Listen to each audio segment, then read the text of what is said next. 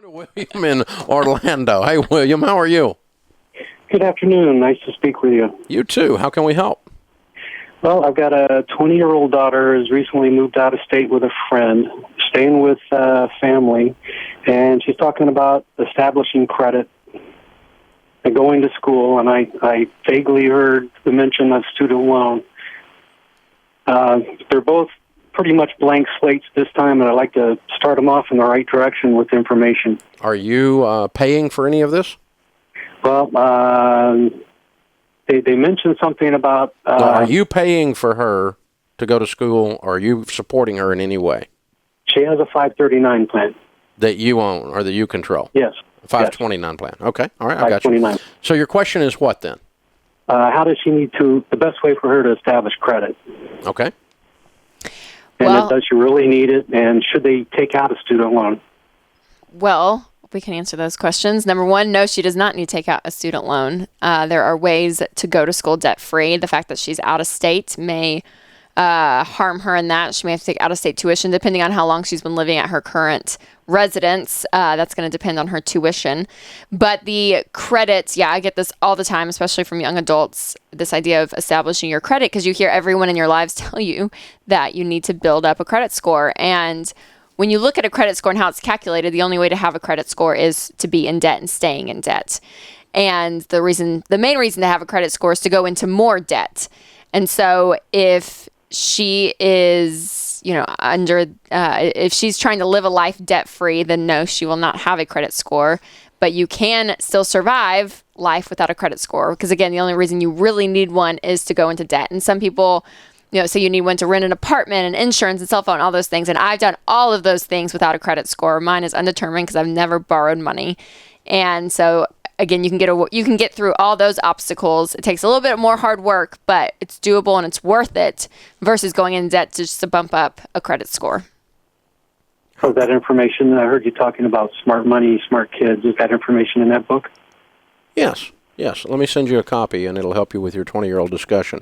The thing you've got to do is, having had some 20-year-olds that are all in the 20-somethings now and grown and on their own, but the tact that Sharon, my wife, and I used when we were dealing with these kind of discussions with the kids, obviously we had discussed this particular subject long before, but any discussion we were having with the kids, it was based on two things. Number one, I'm first going to try to persuade you to do what is wise, because I love you, and I'm going to use the tact that I would use with a friend of mine over coffee. And I'm going to say, this is why building a credit score is a dumb idea. This is why going into student loan debt is a dumb idea. This is why you need to be on a written budget. We have the money in the 529 for you to go to school. And I'm going to attempt to do that first.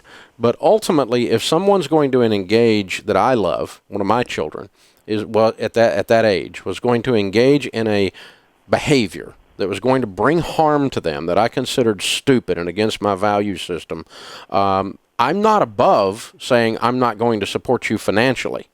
So you got no access to this money if you're going to do that. If you're going to go in ways that I don't agree with, I'm giving you no money.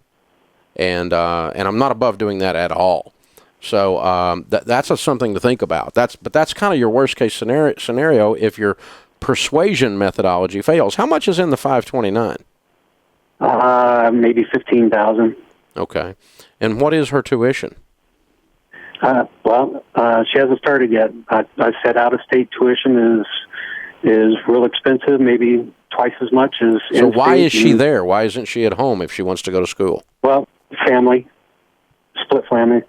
Her mom is there? Yes. Can she not establish residence through that? I would think, but her mom's only been there for maybe 5 months. Oh, okay. That's a problem.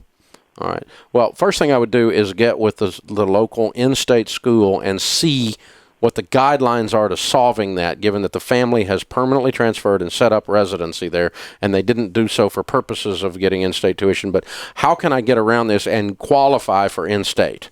And I'm going to really push on that and fight on that, because it's not like that she did this just to get the deal, right? I mean, right. So a lot of schools and a lot of states have reasonable exceptions in these situations. And so I'm really going to push through that. I'm going to apply for a bunch of scholarships. I'm going to be working W-O-R-K is a good thing, and that's how we're going to handle it around our house. And so, yeah, but if she's going to force her way into student loans, she can work and get scholarships with $15,000 head start and get her way through if we can get the out-of-state tuition waived. And I'm going to go in there and fight, scratch, and claw with administrators, sit in front of them, have meetings. I'm not going to just accept the statement on their website as to what goes on. I'm going to push this envelope on this.